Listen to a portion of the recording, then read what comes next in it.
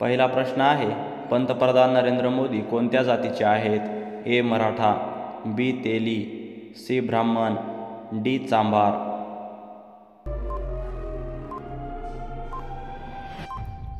या प्रश्नाचं उत्तर आहे पर्याय क्रमांक बी. तेली. पुढचा प्रश्न आहे, मासे खाल्ल्यास शरीराला कोणता फायदा होऊ शकतो? ए. पित्त उतरते, बी. हाडे मजबूत, सी. डोकेदुखी, डी. ताप जातो.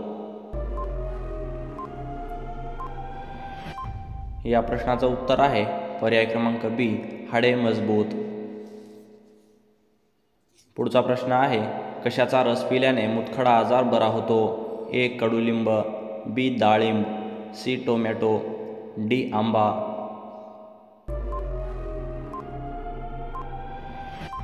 या प्रश्नाचं उत्तर आहे पर्याय क्रमांक बी. डाळिंब. पुढचा प्रश्न बघा, मच्छर कोणत्या झाडापासून लांब पळून जातो? ए. सीताफळ, बी. कडुलिंब, सी. चिंच, डी. कडीपत्ता.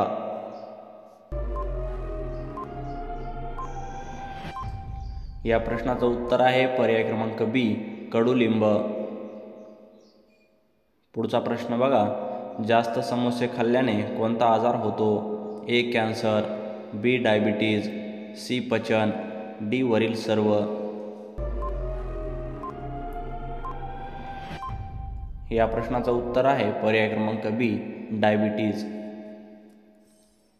पुढचा प्रश्न बघा, दररोज एक खारीक खाल्ल्याने कोणता आजार बरा होतो? ए. हृदयरोग, बी. अशक्तपणा, सी. Cancer, D. मुतखडा. या प्रश्नाचं उत्तर आहे पर्याय क्रमांक बी.